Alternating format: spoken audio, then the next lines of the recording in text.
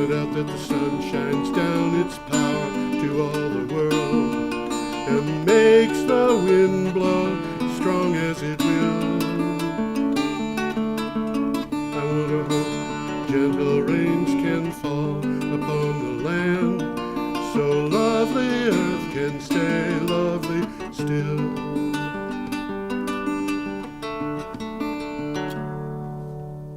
Hello, ladies and gentlemen. This is Energy Week with George Harvey and the astonishing Tom Fennell.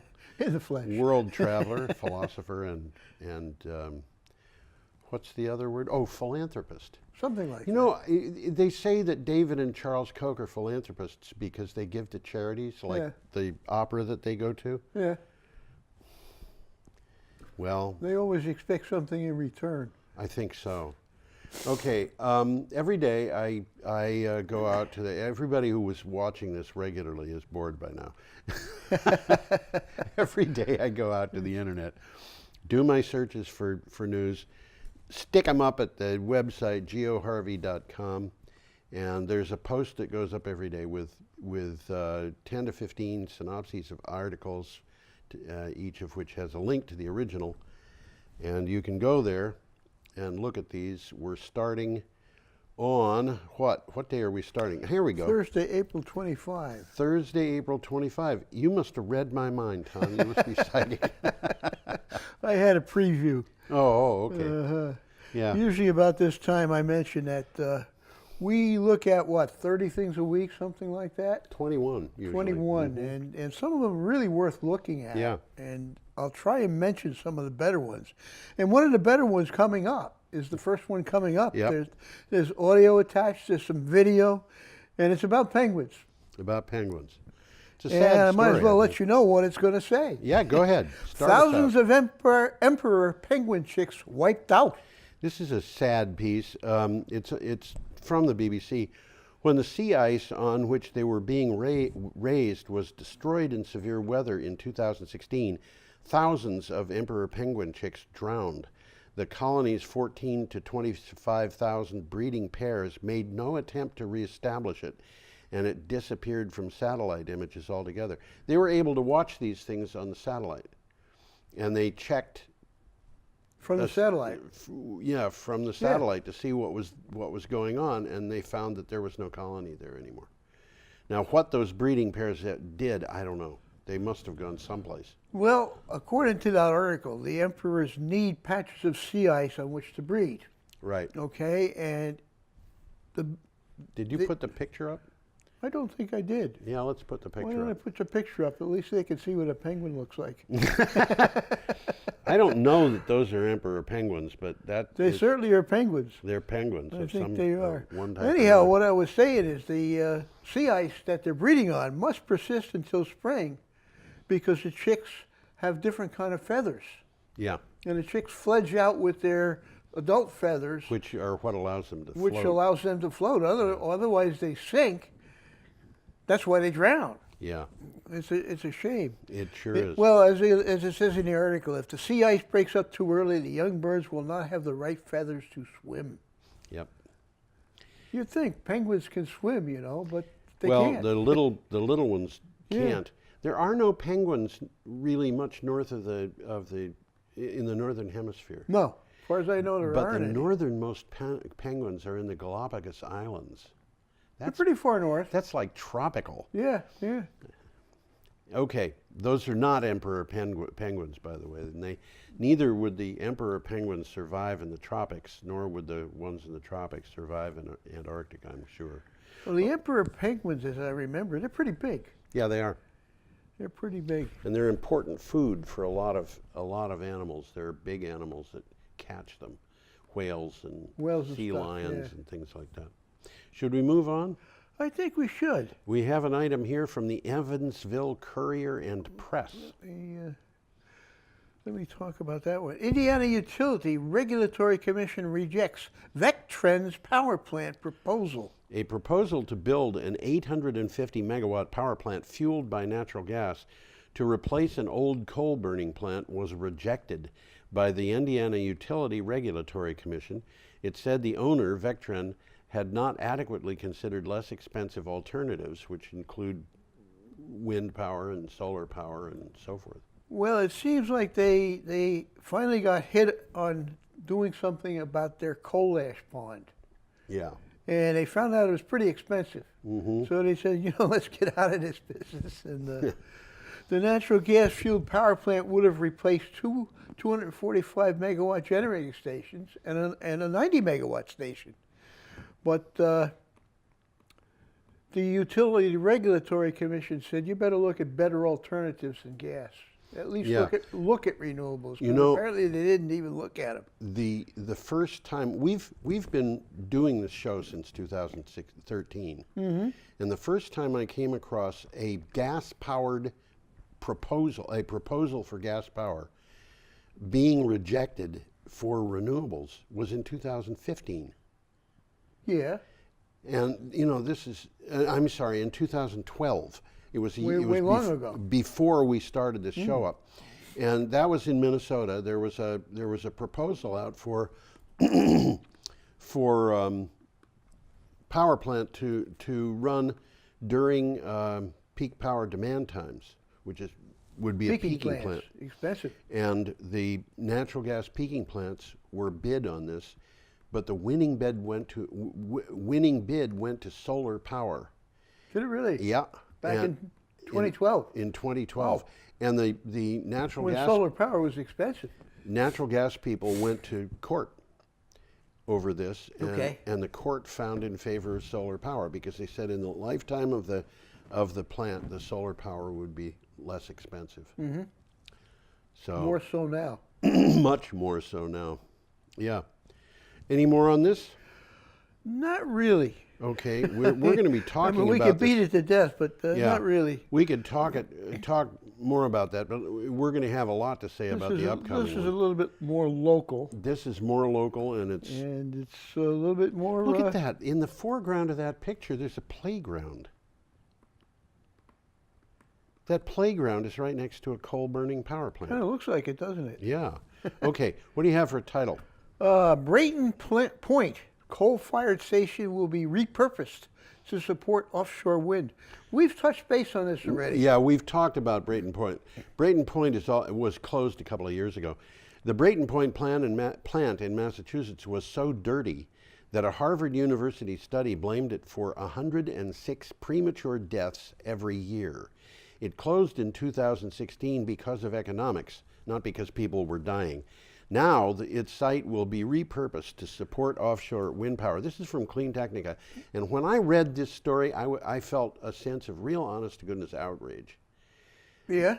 I mean, 106 people dying every year because of a power plant. Well, it was more happening than that, according to the article. 28,000 asthma attacks. Yeah. Okay? 1,000 emergency room visits, both of them in a year. Yeah. Wow. And this is people getting sick. This is people suffering physically. This is all kinds of problems just because of a coal-burning power plant. And you know, I refer back again. And by the way, all these people were innocent. They weren't working at the plant. They weren't, you know, hired to go down in the mines. They just happened to live there. They just happened to live somewhere in Massachusetts nearby. And you know, I go back to that thing that I've mentioned before on this show, where when I was perhaps 6 years old or whatever, there was 8 years old, 10 years old, there was a mine collapse, and a lot of people died. And I said to my father, "Why are we mining coal if it's so deadly?" Wow. And he said, "Well, we could stop mining coal and save the lives of the miners, who would then be out of work. But if we do, we won't have the electricity, which means more people will die. So you have to look at this and see what's the best approach." Well, when Brayton Point was put into service, it might have been that if it hadn't gone into service, a lot of people would have died. I don't know. No, you're not going to know. No way. But in 2017, closing this because of economics is inexcusable. It should have closed before that because of people dying. Well, it's from the article. It's an interesting point. Brayton Point has one very valuable asset. Yeah. It's got a direct connection to the high voltage transmission grid. Very valuable. Okay, and the owner intends to leverage that asset to support the offshore wind industry, which is popping up in nearby Massachusetts as we speak. Absolutely. We've talked about it on the show. Absolutely. There's another thing that I'd like to consider here, Tom, and that is this article talked about the cost to the economy of the people getting sick and dying. Do you have that figure in front of you? I don't. Okay. I don't. My recollection was that it was something on the order of It was significant. $8 billion a year. Okay. In medical costs and stuff like that. $8 billion a year? And this is being borne by everybody who pays for taxes and pays for power. Well, for everybody who pays taxes and medical insurance. Okay. Everybody, and of course the families of the people who get sick and die pay for a larger share of it. $8 billion. And this is a plant that's about a third again the size of Vermont Yankee, and It wasn't even that big. billion dollars Yeah. every year. Wow. And that tells you why we've got to get away from coal and also other polluting energy sources, which means the gasoline that we're using in cars. It's going to take a little while, but it's going away. Yeah, it sure. is. That's right. Okay, And it's going to be economics that's doing it. It is.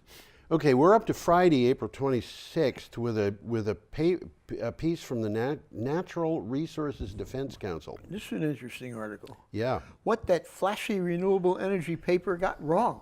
Yeah. This is a very interesting article. A much talked about paper from the University of Chicago says renewable energy mandates have high costs.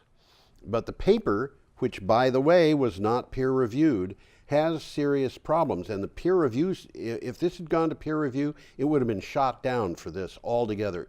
In many publications, it either would have been refused publication or it brought the researchers pure disgrace. In its most recent data is from 2015, when costs were 50%. A little bit stale. A little bit stale. 50% higher than they are today. This is a pattern that I've seen over and over and over again. And one of the things that I've seen is if it's from the Cato Institute, or it's from the Heartland Foundation, or it's from, Breitbart, to the or Koch brothers, huh? anything that's connected to the Koch brothers, and it's writing about renewable energy, the costs that they ascribe to renewable energy are all at least 3 years old, because the declining costs are the things that's causing the big difference. Well, that's what they say in the article.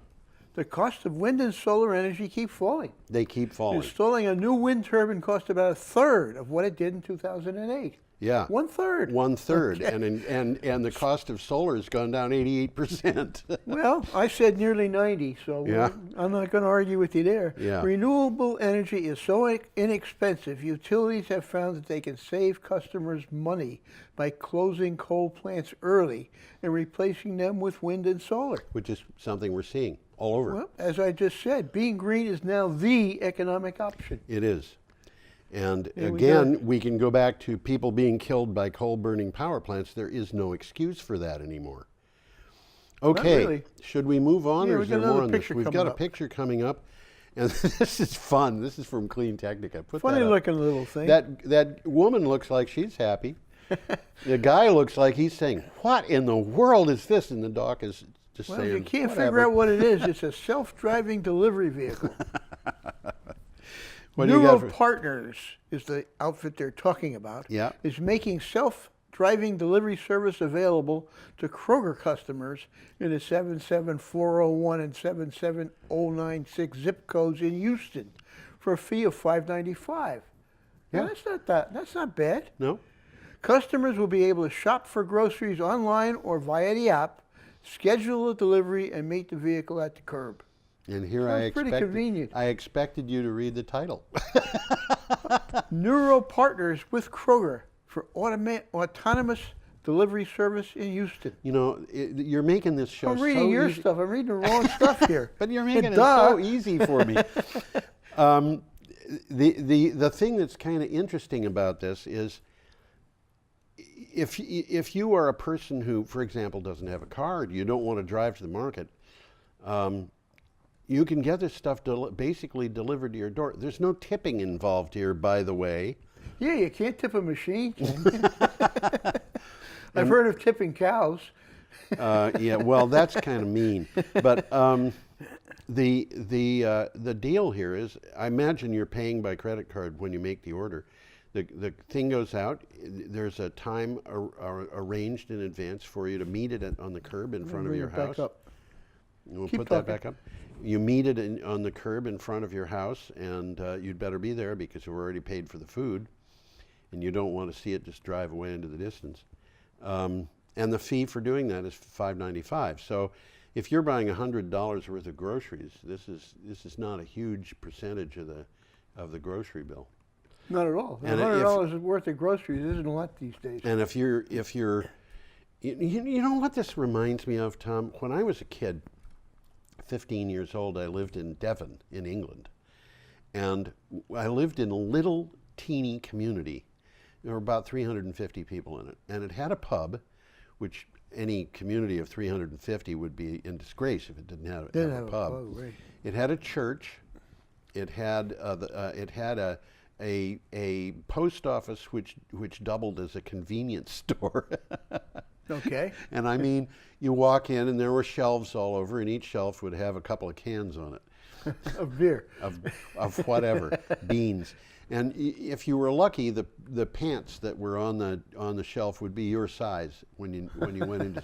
But people were very helpful, and they would say, if it's not your size, we can order one for you, and you could come in the next day or the day after, and they would have gone to Exeter and got the thing.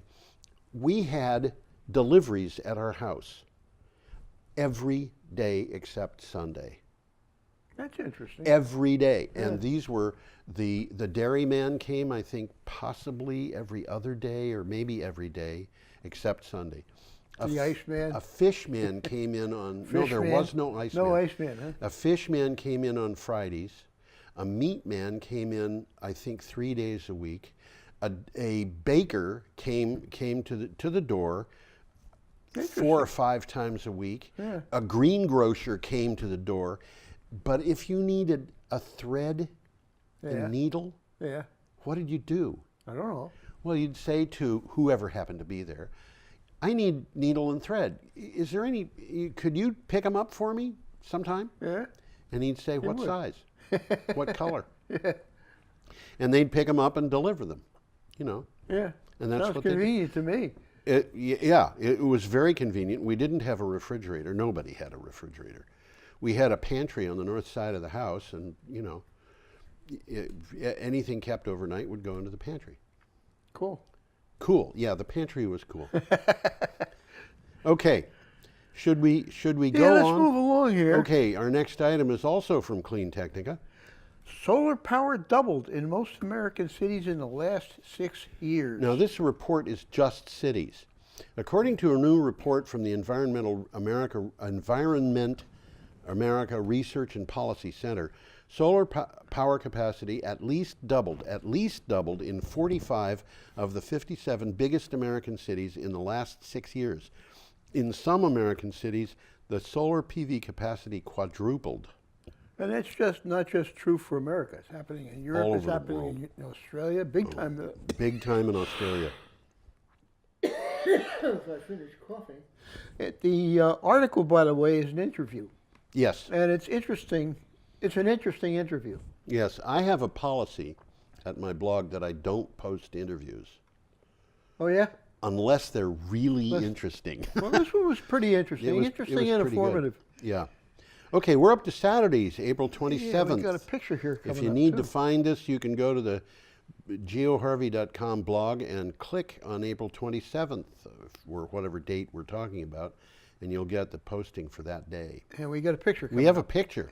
There it is. There is the picture. We have a lot of stuff on transportation today. This is an interesting one. It's a 10-minute video attached to the article. Yes. And it's the world's first 100% solar-powered train. Yes.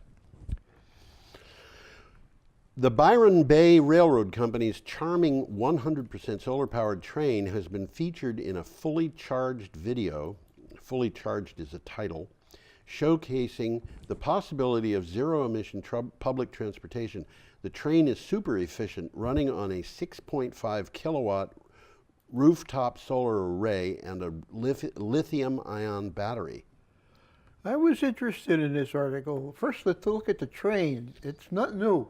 It's 1949 vintage. Yeah. But they retrofit it with a electric motor and a battery. Yeah.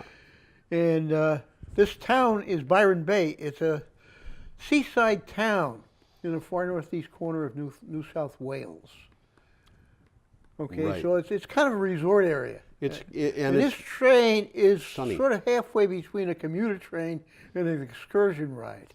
kind of. It's a very short track. Yeah, it's about 3 or 4 miles. Yeah. Something like that. It goes back and forth all day, and it's really kind of neat. And most of the solar panels to support this train are actually on the roof of the They're on a roof. train. You can see them. Not all of them, though. There are solar panels on the rooftop at the stations, and it can recharge a bit. from there. Recharging when it's in the station. Yeah. Okay, should we go on? Well, I guess we can. I already mentioned that they've upgraded them, so let's go and look and see what's coming up next. Yep. This is an item from CNN. And it says that the world's oceans are becoming stormier, and that's bad news for coastal communities. Yeah. Well, I think those coastal communities know that already. I think they knew it, but the world's oceans have become more turbulent over the last 33 years with higher waves and stronger winds. A study by scientists at the University of Melbourne shows. One author said stormier oceans make coastal flooding more likely and erosions worse, increasing risks for coastal settlements. Well, these guys didn't fool around. They studied the data from satellites and ocean buoys for years. Yeah. And they found both wave height and wind speed increased worldwide. Yeah. With a significant rise in extreme winds and waves. Right. So it isn't getting any better, guys. Not in the near future. Our next item is from Clean Technica. And we got another picture coming up. We do. Let's get that guy up. This is almost like one of the planes we looked at last week. Very similar, but you know, this one has a very long nose section. I would have thought that you could put a gas-powered motor in there. What do you have Well, for I think title? you can. That's a Sunflyer, and BYE is the name of the company. By Aerospace announces 60 electric airplanes sold to OSM Aviation, whoever they are. Whoever they are. By Aerospace, based in Colorado, announced the successful maiden flight of the Sunflyer 2 in April 2018. Now, just a year later, By Aerospace has announced that 60 of the aircraft, which have been renamed E-Flyer 2, have been sold to OSM Aviation based in Norway. And I don't know where that picture was taken, but my bet is that that was in Colorado, not Norway. I think you're right. The mountains I look don't like think Colorado. Norway has mountains like that. Norway's got It's impressive got mountains, but I don't think they're like that. not quite like that, I don't think. Well, the E-Flyer has a 120 horsepower electric motor in it. Yep, Lithium cells on board. yep. So this is the way of the future for short-run You know, aircraft. as you're saying that, Tom, I think about this and I think we just saw a train that was powered by a 6.5 kilowatt solar array. Now that train had 2 cars in it. 6.5 kilowatts is how many horsepower?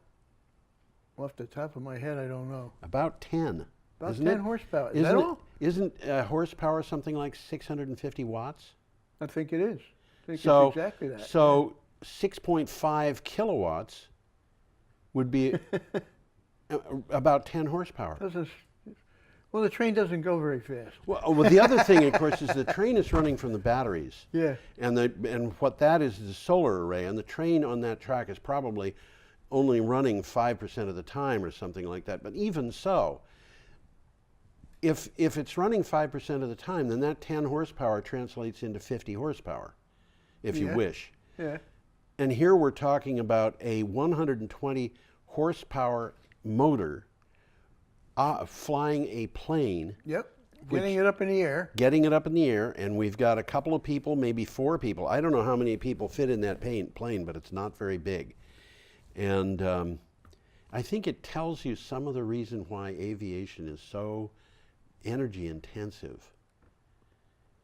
It does. Yeah. And it is energy intensive, no Right. question about it. Okay. More here, or we No, go? we were up to Sunday, April 28th. And we have an item from NWA Online. EPA's document at odds with their own chief on climate change. The U.S. EPA published a 150-page document last week with a straightforward message for coping with the fallout from natural disasters across the country. Here's the message. Start planning now for the fact that climate change is going worsen such catastrophes as floods, hurricanes, and wildfires. Start planning now. Start planning now. Now they're It's focusing. urgent Yeah, that you urgent. start planning now. And what they're focusing on here is interesting to me because it's the first time I've seen anybody focus specifically on this relating to climate change, and that is debris. Say that again? They're focusing on debris. You're going to have to be able to clean up the mess, gang. Yeah. Well, what do you have to say about that, Mr. Trump? Well, this article is an article about an article that appeared in the Washington Post. And it advised preparation for fallout from worsening disasters. As I just said, as we Right. both just said, start planning now. Yeah, It's I urgent. actually, if you follow through this thing, and I don't remember how I did this, but I think I needed a Google search. I don't think I could go to the Post because the Post has a paywall. I might be Yeah, wrong I about hear that. I get But that too. I think I did it with a Google search, and I actually got the document, Got the article. That's what I do. the 150-page document. You see, and so I looked at that, and there's a lot of information on there. And yes, they're saying this is serious, and it is very much at odds with the things that our leadership in Washington has. Well, what the guy said was most of the threats from climate change are 50 to 75 years out. That's the current EPA That's what this chief. guy's saying. But the threats from That isn't climate true. change. I was thinking about the fact that here in Brattleboro we've got a $1 million+ fund that we have to figure out what to deal with because the high schools are being consolidated. Mm-hmm. And David Scholes sent out an email to I don't know how many people. It might have been every voter in town. David Scholes being the head of the Select board. so, well, he's the head of the select board, but he's on the select board, but he's also the head of the school committee. Okay. And I thought about that, and I thought our kids in school are getting educated in health. I'll bet you that they're being taught about Lyme disease. Lyme Yeah. disease didn't exist around here in 1995 because there weren't any didn't. ticks. Weren't any ticks, right? And okay, the head of the EPA is saying it's 50 or 75 years out. It's here, guys. It's here, and we've got blind people leading us, is what I think. Okay, should we go on, or is there more to this? There's a quick takeaway here. The divergence between Wheeler and his agencies offers the latest example of the often contradictory way that federal climate policy has evolved under President Trump. Well, As the White House it's has like sought to minimize or ignore climate science. the That's White House exactly what's going on. is minimizing or ignoring all science. Yeah, sort of. I It mean, really they, is. they were minimizing science on vaccinations until all of a sudden there was a huge outbreak of measles, in which case Donald Trump comes out and says, we have to take this seriously. But, okay, so Yeah. we have a picture of Let's a bird, move along here. We got a bird here. and this is from BBC News, Now, you told us it was a kingfisher. How did you know that? because the caption said kingfisher. Boy, I couldn't see that on when No, I it was pulled up. when I post these pictures. Yeah. I want a caption on everything. Yeah. Because the pictures don't fit on the blog quite the same way if they're without a caption, and I want to credit where this came from. Okay. Now the picture didn't the That's BBC. not our kingfisher. No, the BBC did not say Kingfisher Getty Images, but what I did was what I always do in a case like this is I do a Google search for the image, and it came up with a thing that said, you know, the other places had I was wondering how you categorized did that. it. It was not something that Google told me that it was Getty Images, but Getty Images was in the file name. Okay. You know, you got to be, if you're going to attribute these things correctly, you got to be careful to search who provided them. Well, I lived on a stream in Wardsboro for many, many years. Yeah. It was a lot of fun watching the kingfishers out. Oh, in the they're back grand yeah. to watch, aren't they? Yeah. Okay. Well, major report to highlight natural and human emergency. Scientists and government officials are in Paris to finalize a report examining the humanity's relationship with nature. One author says the report from the Intergovernmental Panel on Diversity and Ecosystem Services highlights a, quote, social and ecological emergency, end quote, the world faces. It is an emergency. Now, you're going to see this word emergency appear more and more often. Well, it's becoming real. In this particular show and in next week's show, I know, you know, having done the first day of it already, it's going to be there. Well, this is an interesting article. A lot of nice images on it. Yep. And it's a good read. This is one of the ones that's worth looking up. It's from BBC. Yep. Okay, we've got an item from the Columbian. I don't know anything about the Columbian except that when I... It's from Vancouver, Washington. Yeah. That's the only thing I can tell you. When I find these things and I don't know anything about them, I have to check Yeah. to see if they will load on a different computer. Yeah. It's a pain, but you know, that's one of the things you have to do. Democrat-controlled state houses endorsing clean energy. The National Conference of State Legislatures says 11 states either flipped the government seat from Republican to Democrat or saw Democrats win new legislative control in the elections of 2018. All have passed or are weighing legislation that would expand renewables. Many of them have their own Green New Deal. Yeah, and you know what? I saw this today in the news too. The Green New Deal may not fly in Washington, D.C., but it's expanding into the states and the cities, and guess what? It's also expanding worldwide. Yep. Interesting. Isn't it? Well, a couple of takeaways here. The brand new Democratic governor in Maine has told the world she's going to put solar panels on the governor's Yes. We had heard Okay. that already, actually.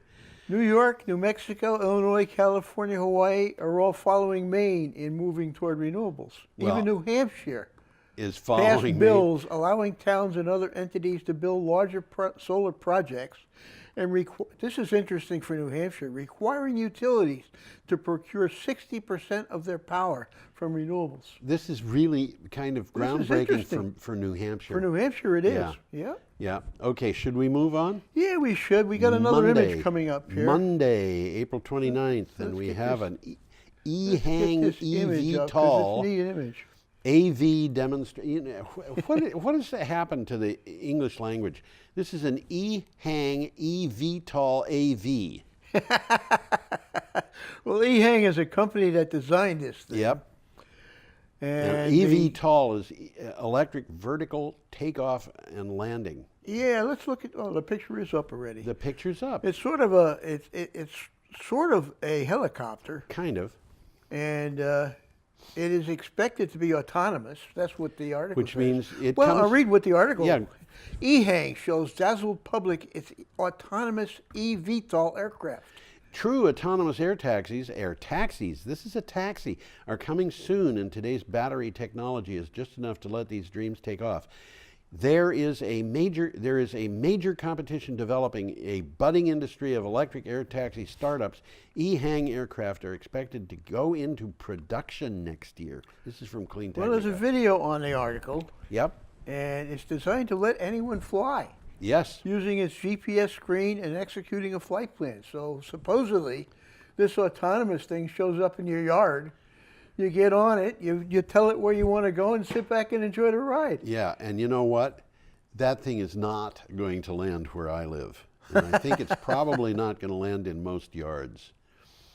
But they're going to have Well, to it's in figure. a stadium there. So Yeah, they're plenty going to of- have to figure out a way for these things to be positioned so that they can be used as air taxis. There's going to have to be a I'm place sure they for it figured to that one land. out already. I don't. I have a feeling they haven't done that yet. You think so? They've been working on the technology and hoping that they would think of something when the technology developed. That's my guess. Okay. Well, this other one's kind of interesting. Climate change being fueled by soil damage. Yes. This Uh-huh. is from BBC News. There is 3 times more carbon in the soil than in the atmosphere. But that carbon is being released by deforestation and poor farming methods. This is fueling climate change. Problems include soils being eroded, compacted by machinery, built over, or harmed by overwatering. Well, there's some pictures in there, nice Yeah. pictures. There's Yep. a video, about Yep. a minute and a half. And the video says how cow dung could help fight climate change. Now, you're getting cow dung power in Vermont, aren't you? It's called, what is it called? Cow power. Just cow power. Yeah. Yeah, and cow power is not necessarily from cows. Uh-huh. What Green Mountain Power did originally was they said, we're going to call this cow power, it's biodigesters, but we're going to get the power from wherever we can that's renewable. And if we have more subscribers than we can provide with renewable energy, then we will use the extra income to go into research so that we can develop renewable energy. Now, Green Mountain Power has developed a number of biodigesters. They've been working on a number of biodigesters up around Lake Champlain with the hope that they would reduce pollution in the lake using them. Mm-hmm. Which is a problem. A serious problem, very big problem. But yeah, I have cow power. It costs a little bit extra. I have The said that article it's showed something that I had never seen before. What's a that? mobile dairy. mobile They dairy. leave the cows in the field and they bring the dairy to the cows. There you go. Milk them right in the field. Wow, I bet the cows like that. Well, Okay, our next item is from Renew Economy, and we've got a picture for this. yeah, we Although got this is a picture that could have been taken by anybody anywhere. It was taken. it happens that it's in Australia. Huh? Well, I don't know that that was in Australia. You know, these places, when you try to find the photograph and find out where it Yeah, actually came yeah. from, you'll see a place in Australia with an array like this and discover that the array was put up in Mongolia or something. You know, it's, anyway, what do you have for title, Tom? Well, Australia can be powered 100% by renewables by the early 2030s, and there's plenty of graphs on here that's telling you exactly that. Leading economist and climate change policy expert, Professor Ross Garnaut, and that might be Garnaut, but you never can tell how it's going to be pronounced, says that Australia could be powered 100% by, quote, intermittent, end quote, renewables by the early 2030s. Operating this way, the grid would be reliable, secure, and less expensive than it is now.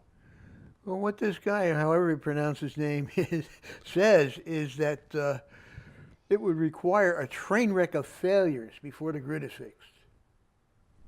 Okay, so don't count on it happening next week, even though the economics are there. There's a link here to this guy's University of Melbourne talk, Yeah? and it's interesting. Yeah. It's long, too. It's about an hour. Did you watch the whole thing? No, I started watching it. Okay. But he does say in it that decarbonizing the grid is the quickest and cheapest option, and in turn can lead to zero or near zero emissions in industry and transport. You know, this is interesting because it's something that a lot of people don't understand. The number that was running around was that it would cost $100 trillion or $93 Oh, they trillion. pulled that one out of the air. They pulled it out of the air. There was not a study, but they said it's going to cost $93 trillion or whatever to make the world make it free of carbon-based power and fuel. And what a lot of people don't realize is we're going to have to spend money to replace all the power plants that we've got. Yeah.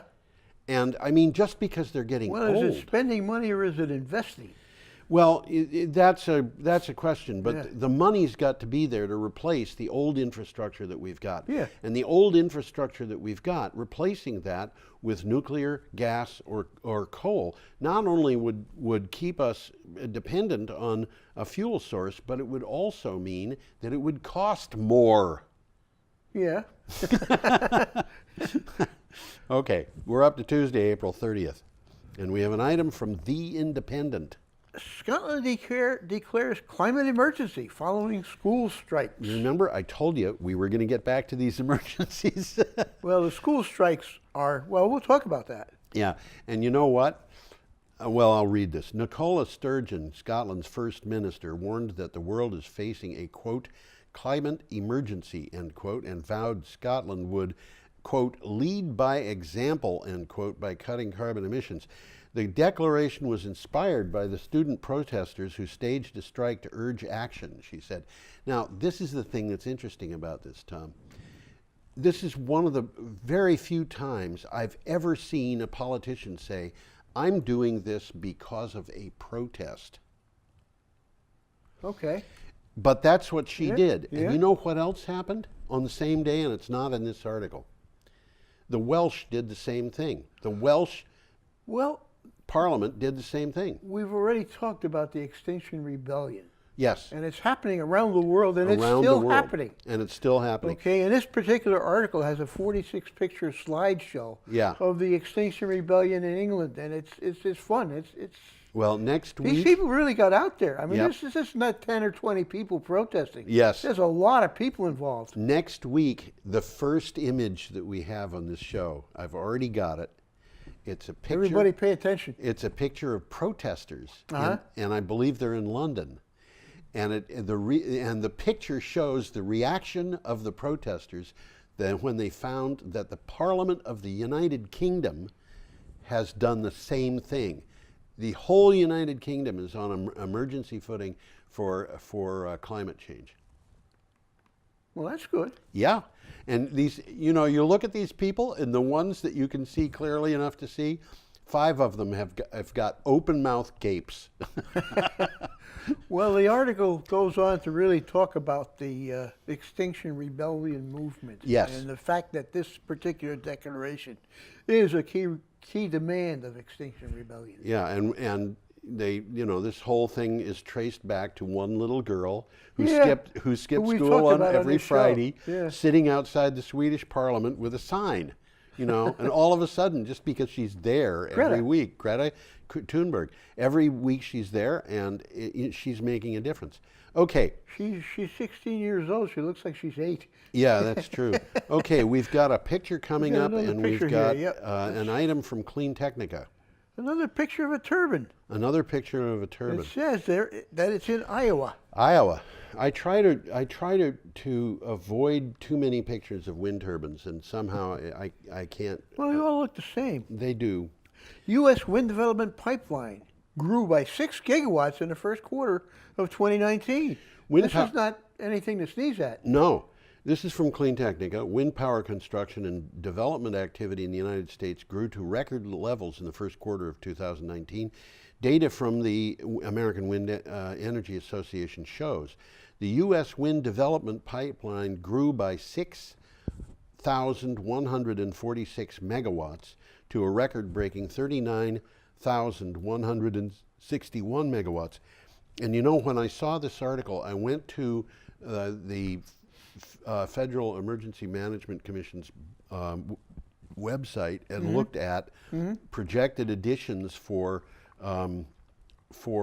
wind power and natural gas and so forth and so on. And what I came down to, I'm seeing a picture on this. I've got a video of I've got a monitor down here which is showing a different picture than the one that I'm seeing in front of me. Well, what in the world you're is right this? now on TV. Yes, I know. You're the that. guy. I know, but I'm wondering what's being recorded. Oh, I see. Yeah. The amount, the reduction in projected natural gas startups for the next 3 years is less than the amount that was added last year. Say that again? No, I've got that wrong. The projection, if you take the projection for the next 3 years of natural gas startups and the projection that occurred last year for the same kind of data, you find that natural gas startups projected to be coming for the next 3 years fell by an amount that exceeds the amount that they put in last year. Okay. Which means that they're losing ground. They're losing ground. Last year was a big year for natural gas. It was a big year for renewables. What's happening now? I mentioned that thing that you talked about 6,146 megawatts. That's more capacity than all of the currently operational wind farms in California. Yeah. There's a bunch of them there. Yeah. Further, 8 U.S. states are now on track to double their installed wind capacity. Right. This brings the U.S. total installed wind capacity to nearly 100,000 megawatts. Right. Mostly on land, but the country's offshore wind industry is growing rapidly, and we've talked about that, and we'll continue to talk about it. Yes, absolutely. Okay. We have an item here from Michigan Radio. This is kind of interesting. Report warns of pipeline bubble that could burst. A Global Energy Monitor report says companies are betting over $1 trillion in risky gas pipeline projects that are so expensive their payback periods are over decades. They could become stranded assets as we stop burning fossil fuels to deal with climate change. Well, as renewables get cheaper, which they are doing, they will become stranded assets. Yeah, that's right. The money isn't there. You got to follow the money. Yeah. This came from Michigan Radio, by the way. And the article says investors are already turning away from fossil fuel projects. Right. Okay, that could leave companies at the risk of needing government bailouts. That's what they're, really? I think they all know that. Yeah. They can go to the government and say, we need to be bailed out. And if the government refuses to bail them out, what do? They tell their investors, we tried. And they tell the people who they owe money to, sorry. Well, let's come a little closer back to home from Michigan. This is from Wednesday, May 1st. We're reaching the end of the show. We are, and this is from Public News Service. Governor's bill moves Maine toward 100% renewable energy by 2050. This, of course, is the new governor that we already met. Whose name is not Bill, by the way. Janet Mills, her name is. Her name is Janet Mills. When you said governor's bill, I thought of what I used to call Bill Clinton, which was President Bill. Yeah. Governor Bill. No, it's this Governor is Janet. Governor's bill, and it's Janet Mills. Maine would take an ambitious turn to fight climate change with a new bill announced by Governor Janet Mills. The bill's goals are to reduce greenhouse gas emissions 45% by 2030 and 80% by 2050, and by 2050, 100% of electricity will be coming from renewable sources. Well, from the article, her climate bill is the most ambitious in more than a decade for tackling the effects of climate change in Maine. Well, Right. we kind of mentioned that already. Yeah. The bill, which ultimately directs the state to get 100% of its power from renewable sources by 2050, would create a Maine Climate Council to include leaders from various sectors to develop a strategy to meet these objectives. Right. So she's not just talking about it, she's taking some action to make it happen. Right. Yeah, and this is what's happening. And also new news that was in the news today, and I think we're not even going to be talking. There was a lot of the news today, and I don't think we're going to have this fit into next week's show. But Pennsylvania is joining the states that have that climate initiative, 23 states. Okay, we've talked about that. Yeah, and they're actually formally doing that, which means that they're starting to, and this is a state that gets a lot of income from fracking. Although, if you talk to the people who live in the areas where fracking is going on, they hate it because it's not giving them what it promised to give them. Is that so? Yeah. At least that's what I've read. Maybe maybe somebody's deceiving me, but Well, it's fracking that's given us low cost natural gas. right. But I don't think anybody expected renewables to drop in price so rapidly. Well, honestly, Tom, I've talked about Wright's Law, Yeah, many And times. many times. And Wright's law, for anybody who doesn't know, is a legitimate law of economics, and it's been tested. The reasons for it are something that we don't know 100%, but basically what it says is the more you do something, the better you get at it. The better you get at it, the cheaper it becomes. Yeah. So the result of that is that with any new technology, as that technology is more and more adopted, the cost of it or the efficiency of it or whatever goes down, and we've seen that in computers.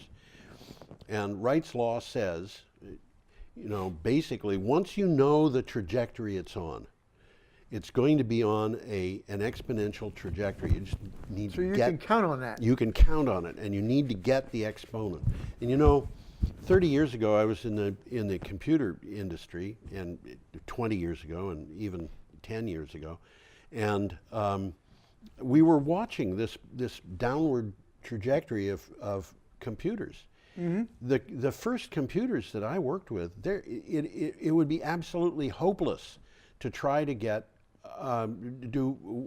browse the internet with these things. I mean, my first computer wasn't an IBM PC. It wasn't even that powerful, but the first IBM PC I had 2 floppy drives, 360 kilobytes each, 640 kilobytes of RAM, and there's no way you could even adapt that. I eventually put a hard drive in it. Even with a hard drive, you wouldn't be able to do web searches. Well, I can do web searches with this thing, with that.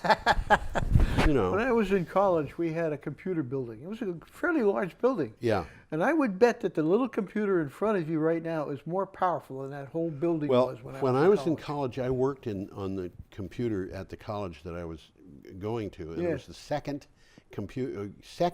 computer ever installed in a liberal arts college. Oh, that's interesting. And that computer, this thing in front of me, is so much more powerful than that thing. It's mind-boggling. The first computer I had was a TRS-80 Model 3. It had 16 kilobytes of RAM, and it was about the same as that thing that occupied a faculty apartment building.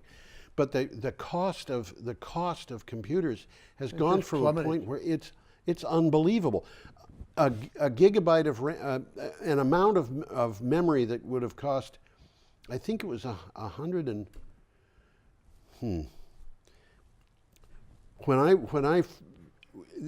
know what it is. It's the flops. If you go to Wikipedia and you look up flops, floating point operations per second, the equipment used to achieve a gigaflops, which is 1 billion floating point operations per second, in 1968, that would have cost something like $260,000. Is that right? I don't know. I think it's right. Today, it's like 3 cents. Wow. And that's happened to memory. It's happened to all. Well, this is what's happening to solar, and this is what's happening to wind, and this is what's happening to batteries. And you can bet on it. You can bet on this. Maybe you could be fooled on it, but not likely. And if you look at the trajectory of solar power, it is on a pretty simple exponential. Yep. Same thing with wind power. We haven't seen batteries long enough, but we know what the exponents are for solar and there's some pretty clever people working on batteries. When the Intel introduced its 80386, we were looking at this thing and saying, how can we get faster than this? How is it going to be possible? And we've got machines now that are 1,000. It's crazy, and this is what's happening. So, anyway. Well, let's move along here. Let's do that, because we're not going to finish if we don't finish. Well, we have an unmanned 6 minutes to go. Aircraft delivering a kidney. Yeah, we got a picture here coming up. That's right. Let me see if I can't find that picture. Yeah, let's do Bingo. that. There you go. And there it comes. And you can't see it anyhow. This is from Clean Technica. If you look Well, that's closely, a drone. Yeah, that's a drone. And if you look very closely, you can see that it's a drone. Yeah. It's not a whole lot bigger than the things that kids get for Christmas. Not really. And what it says is autonomous drone delivers human kidney successfully. In a first-of-its-kind event, an unmanned aircraft delivered a human kidney to an operating room. Obviously, that's not the operating room. It delivered it probably to a rooftop or nearby, where somebody with a cart came running out to an operating room for a transplant to save a person's life. An organ transplant requires rapid transportation between donor and recipient. The faster the journey, the higher the chance of success. Well, this particular flight took place in April, just last month. Yeah. 2019. But it says the use of the use of unmanned aircraft opens up many possibilities for improved healthcare outcomes.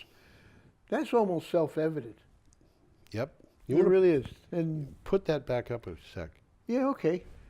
You know, what I'm seeing on, I don't know what people are going to get from the recording that we're making. What I'm seeing is a thing where the center of that occupies most of the space, and it's very clear what that thing is.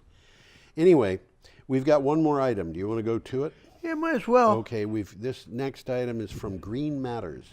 You probably want us up. Huh? Probably want us up instead of It wouldn't hurt if we got us up. Yeah, would it wouldn't hurt. Let's get us up here. Yep. LA announces a Green New Deal for the city. Including 100% renewable electricity goal. As part of LA's Green New Deal, Mayor Garcetti pledges to use carbon-free energy resources for the city's electricity, buildings, and transportation by 2050. The plan makes Los Angeles the biggest U.S. city to set a goal of 100% renewable electricity. Now, you know, this goal, we reported last week, I think it was last week, maybe it was the week before, that Chicago was going to 100% renewable energy. Yeah. And we've got it's over 100 cities now that are saying that they're going to 100% renewable energy. Chicago was the biggest. Now all of a sudden, Los Angeles is coming along and doing the same thing. Well, we've got about 3 minutes left, so I can list what Los Angeles is doing. Yeah, why don't you do that? Yeah. They got 5 goals. Yes. Okay. First one, electrify all LA buses by 2030. Yes. That's almost a no-brainer right now. It sure is. 2, create 300,000 green jobs by 2035 and 400,000 green jobs by 2050. Well, it sounds like a lot, but I think it's probably quite achievable. It's probably achievable, but it means they're going to have to go out and find a lot of people to do that work, doesn't it? I think it I'll does. bet there's some unemployed people in Los Angeles who could get jobs. More than several. So they're going to recycle 100% of wastewater by 2035. Right. Now that's an interesting concept. They're going to plant 90,000 trees by 2021. In LA? Where? I don't know. They might be planting them someplace out in the mountains or something near LA. And they're going to make LA zero waste, which means diverting 100% of the city's waste from the landfills by 2050. Right. I've mentioned in the past a thing that my son did in Kenosha, where the wastewater treatment plant is treating all the waste. You've mentioned it. Yeah, I've mentioned it. And the water that comes out of that plant, that's extracted from the waste that comes in, is put straight into Lake Michigan. Okay, and it's cleaner than Lake Michigan. Oh, I'm sure it's much cleaner than Lake Michigan, but it's being put in right next to a public beach. Yeah. And there's no problem But with it's that clean. It's that clean. Actually, the And solids... if they can do it, everybody can do it. The solids come out are sufficient, of a sufficient quality that they can be graded as a grade A fertilizer. You could use them in farm fields to grow carrots. Yeah. So, you know, there it is. It can be done. It can be done. And that, by the way, turned the wastewater treatment plant from being a heavy electricity user to being an electricity producer.